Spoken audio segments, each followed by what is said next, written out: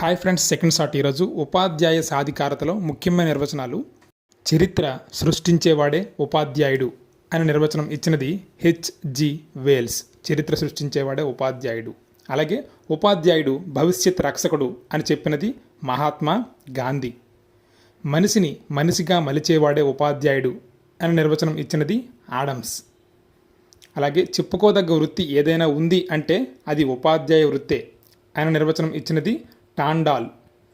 Next, నాకు పుట్టుక ఇచ్చినందుకు నా తల్లిదండ్రులకి, జీవితాన్ని ఇచ్చిన గురువు గారికి రుణపడి ఉంటాను అని చెప్పినది Alexander the great.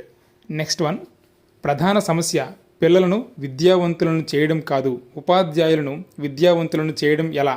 Jiddu Krishnamurti ఇచ్చిన నిర్వచనం ఇది.